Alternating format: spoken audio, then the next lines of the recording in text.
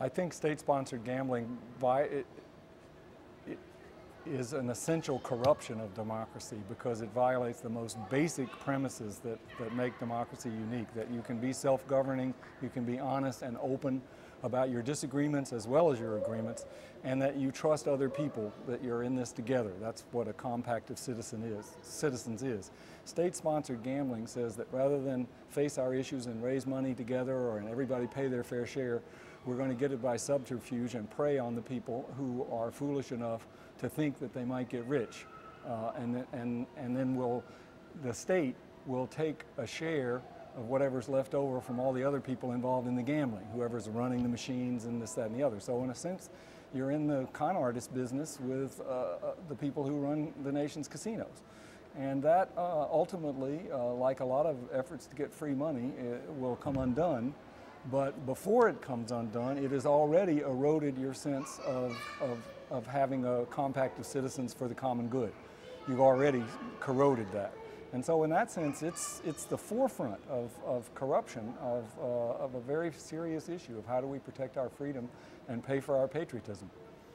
And when it comes to sort of the famous rallying cry of taxation without representation, does this sort of fall under that for you, that people are being sort of taxed without their knowledge and exploited without their consent? No one even knows who pays the money in state-sponsored gambling, who no one knows the people that sit there blindly and drop money into slot machines that go into the state coffers. And of course that's part of it, that you don't want to, but the sad thing is that there are millions of otherwise honest citizens who support this solely because they know they're not going to do it and therefore that they can get somebody else to pay their taxes. And I'm saying to them, that may be an attractive idea for a time, but it will come back and haunt you in the long run because you've corrupted your whole system of government in order to get this blind benefit. And what connection do you see or do you draw between, you know, your vast knowledge of the civil rights movement and this issue and this hopefully growing movement? Civil rights, it's odd, you know, people ask me, what does civil rights have to do with this issue? The amazing, and they ask that more today than they used to because we've kind of distorted the civil rights movement. We look back on the 60s as a time of license and people running amok and demonstration and raising hell and all that sort of thing. If democracy is about self-government, disciplining yourself and building up public trust, the civil rights people were the epitome of that.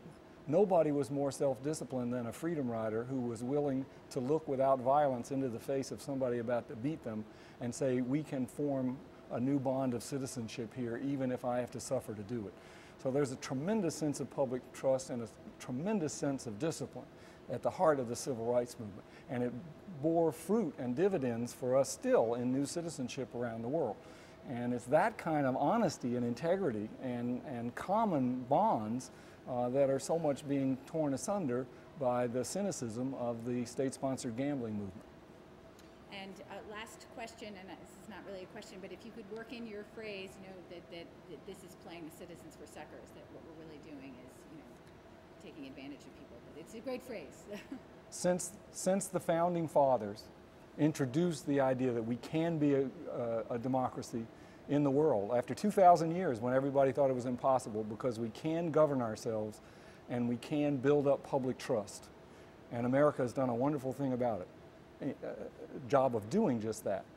That compact of citizens, its first rule is that you do things for the common good, and the first step away from it is to play each other as for suckers. And that's what state-sponsored gambling does. It says somebody else is going to pay their taxes, not even realizing that that's what they're doing. We're going to trick them into thinking that they're going to get rich, and they're really going to be paying my taxes. So you are turning citizens against one another, playing one group of citizens off against another for suckers, and other people are coming out from under the table with a satchel of money. That is a very unattractive picture of American democracy.